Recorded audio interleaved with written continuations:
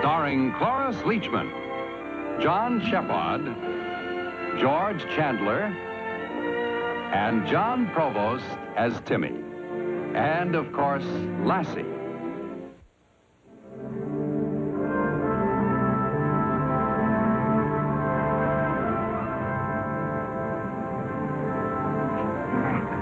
Shut up. Shut up and lie down or I'll beat the hide off you.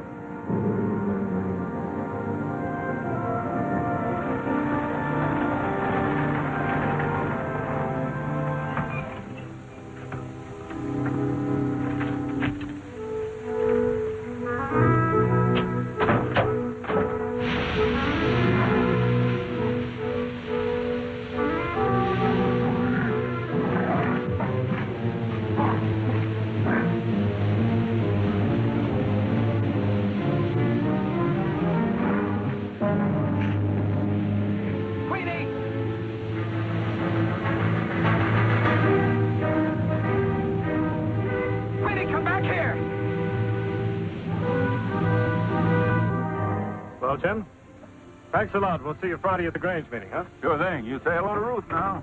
You bet. Come, Mr. Keel. So long, Timmy.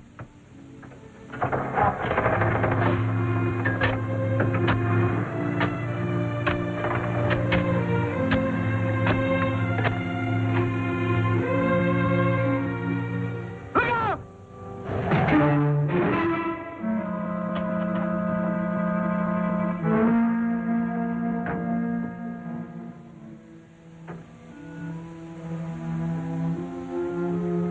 Where'd she come from? I don't know. All of a sudden, there she was, hightailing it up the road. Well, I don't think I hit her hard. She broke her leash. If she's hurt, shouldn't we think her the duck weavers? Timmy, there's a blanket in the back of the truck. Would you spread it out, son? Give me a hand here, Jim. Well,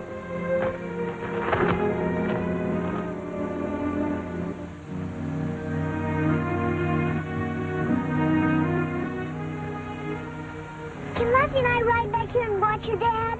That's a good idea, son. I'll tell you what, Jim. Call Matt's and have Weaver coming to my place, okay? okay.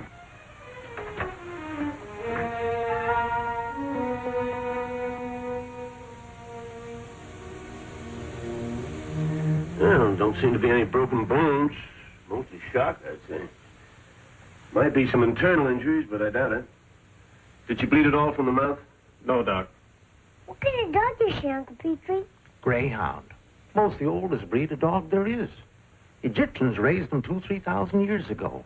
Used them to hunt deer and antelope. Could you catch a deer? Oh, she sure could. Ain't no faster running dog alive. Looks of the muzzle, she's likely a racing dog. Will she be all right? I think so, Timmy. If you and Lassie take good care of her. We will, won't we, girl? Thanks for coming. You're mighty welcome. She's pretty, isn't she, Uncle Petrie? Yep, she sure is. You're pretty, too. That's a well-bred animal. I'm sure the owner will turn up before long. Probably advertised in the paper. Uncle Petrie said she could be a racing dog. Oh, that's a racing muzzle, all right. Dog racing's illegal in this state, but there's a track just across the line at Willow Falls. Well, we'll find out soon enough. See you tomorrow. Thanks, Doc. Uncle Petrie, do you think we could get to keep her? Well, now, that's a question. Gosh, I sure hope so.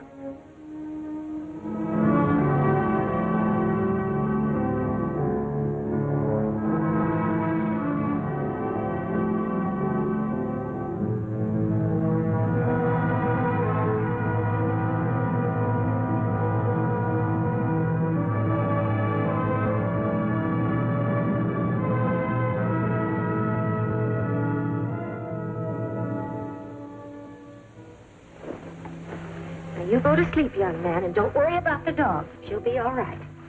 But it's cold in the barn. Why can't you sleep in here? In the first place, it's not cold. And in the second place, you heard Doc Weaver say not to move her. But it's so lonesome being all alone, especially when you're sick. She's probably fast asleep. And that's what you should be. Are you going to sleep? Oh, not quite yet. I promised Uncle Petrie I'd play lottos with him. He's waiting in the park. Oh, Good night, dear. night. Good night, girl.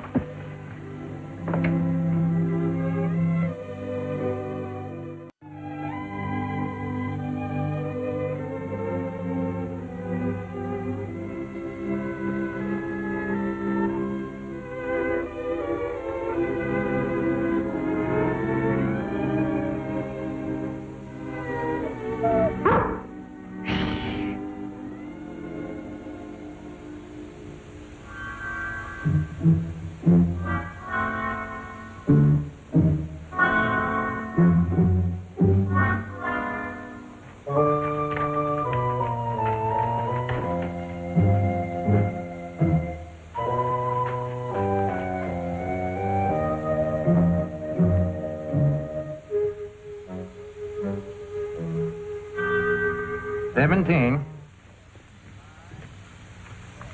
$5. And that does it. Oh, why I play with you is something I'll never understand. You always beat me. Just another thing I got a talent for. Another one? Enough's enough. I've got a lot to do tomorrow, and bed sounds awfully good right now.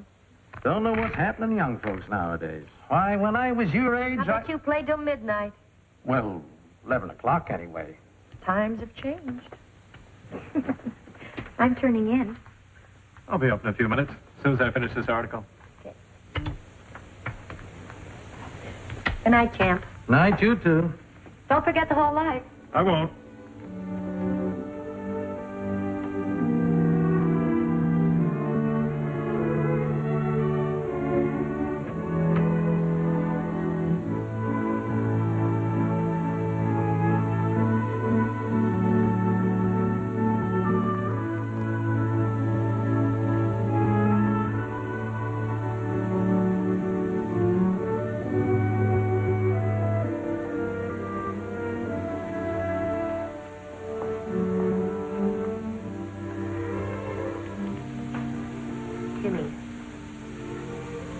Timmy. I couldn't leave out here alone. I know how you feel, dear. But really, there's nothing we can do for her right now. As a matter of fact, you need your rest, because tomorrow you'll probably have to feed her by hand and take care of her all day long. I know what we'll do, just so she won't be alone.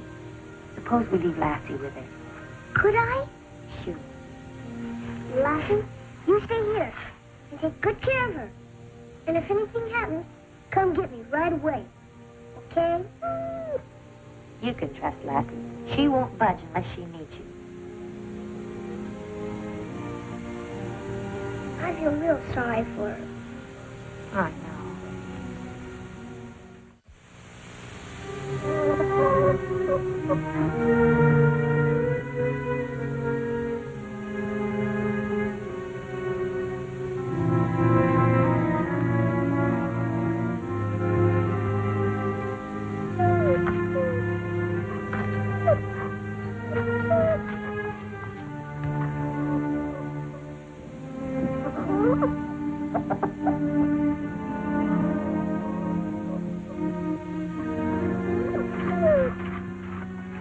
Oh, good morning, Lassie.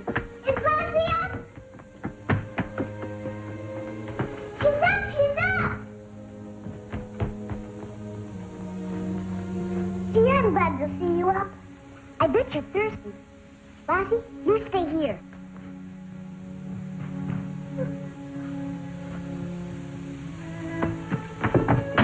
What are you after?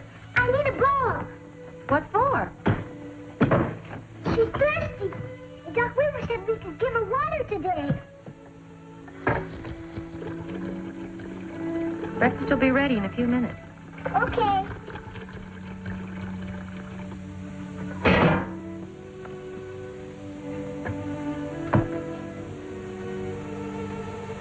She didn't have to fill it all the way to the brim. She couldn't possibly drink that much. Dad Dad's milking. Tell him breakfast in 5 minutes. Okay.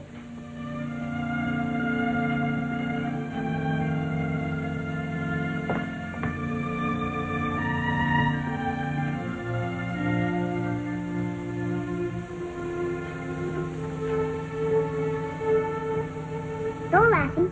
Let her have it first. She is thirsty. Oh, you're up and around, huh? Morning, son. Morning, Dad. She's all better. A lot better, that's for sure. Can I give her something to eat?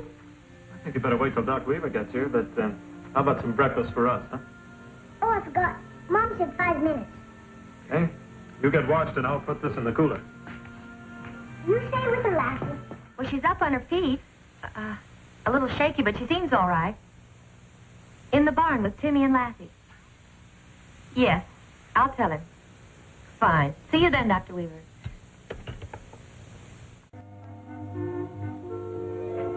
Timmy! What on earth are you doing? I wanted to give her a bath, but she wouldn't take it. So I had to get in and show her how good it was. Why, it's freezing cold. You get right out of there. No, wait. Get your towel. You see, it's only your fault.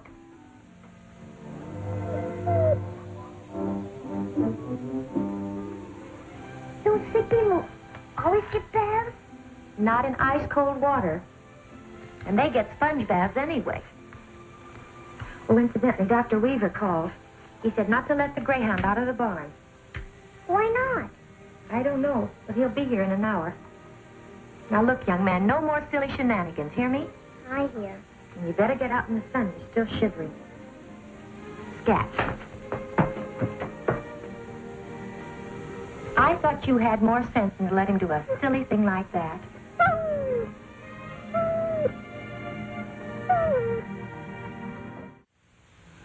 We'll find out in a minute whether we've got a mystery here or not. What kind of a mystery? A real mysterious one. Here, hold it. This alcohol should do the trick.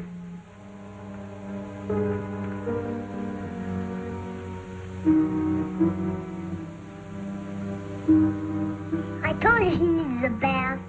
Oh, this isn't dirt, Timmy. It's brown dye. That's it. Now I can show you this. It's today's Capital City Journal. Racing Greyhound missing. Speedy Queen, world's record holder, stolen from kennel. Willow Falls, July 22nd. George Forsythe, one of the world's leading breeders and racers of greyhounds, reported today that his $20,000 world's record holder, Speedy Queen, answering to the name of Queenie, was stolen from his kennels in Willow Falls. See? I told you that was a racing dog. Golly. You mean to say we've had a $20,000 dog in our barn all night? Looks that way. Let's try one more thing. Paul, you call her. Queenie. Queenie. Now, yeah, she's a real champion. I can't get over it. $20,000. Doesn't seem possible a dog could be worth that much, does it? I knew thoroughbred horses were expensive. I got Forsythe. He's delighted he'll be here as soon as he can. Fine. Did you tell him to bring an armored truck? Armored truck? $20,000. See you later, folks.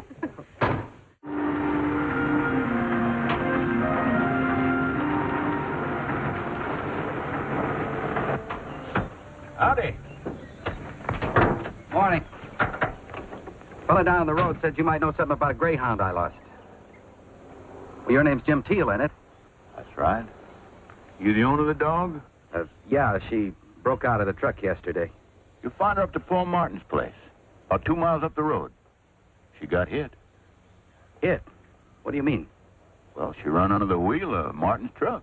Was she all right? It was the last I heard. They had the vet for her. No bones broken. Where'd you say she was?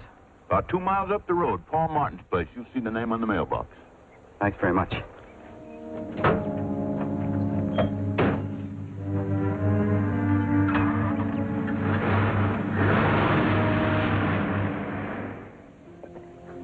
She seems fine now. I sure wish we could keep her. Oh, not on your life. I've been nervous as a kitten ever since I found out what she was worth. If I'd known you were out in the woods with her. We played hide and go seek. She loved it. Do you know how much $20,000 is? No, you wouldn't. Anyway, don't let her out of this house. I won't.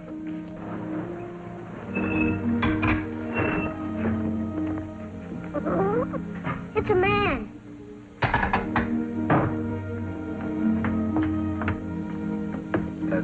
Mrs. Martin? Yes. You must be Mr. Forsythe. That's right. Oh, won't you come in? Queenie's eating her supper with our dog. Sorry to put you to all this trouble. Oh, it's no trouble at all. My son's been taking care of her. I wish I let brown stuff off with alcohol. So I see. Good for you. I certainly hope they catch whoever stole her. Yeah, me too. Well, if you've got her muzzle, I'll be going. Do you know what Dad did with it? Run over to the orchard and ask Dad. Better yet, tell him Mr. Forsythe is here. I know he'd like to meet you. Don't bother him now. I'm staying in town overnight. I'll stop by in the morning. Will you leave Queenie here till tomorrow? No, son, I've got to take her with me. They become good friends. Yes. I'll see you tomorrow.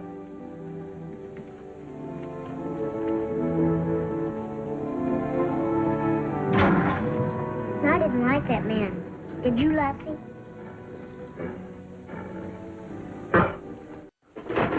What was his hurry?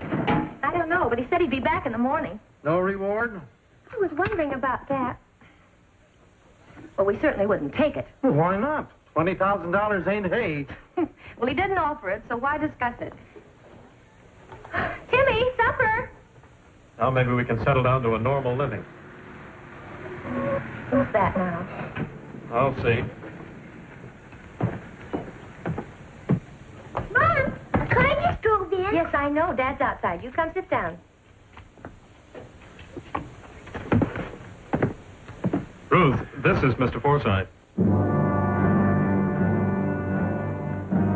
Forsythe?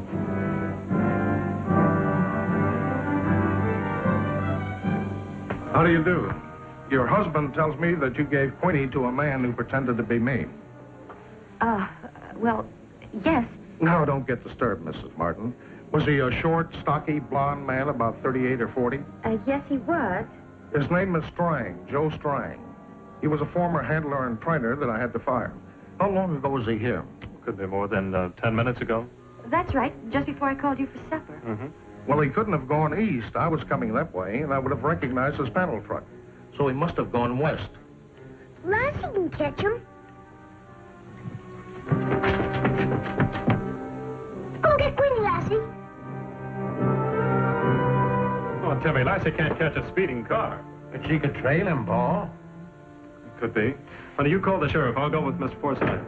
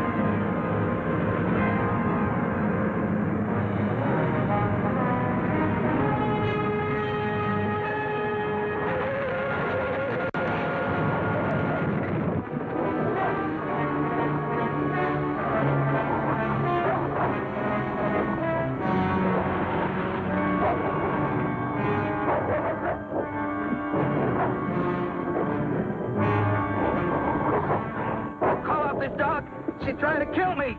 She'll stay right there till the sheriff comes.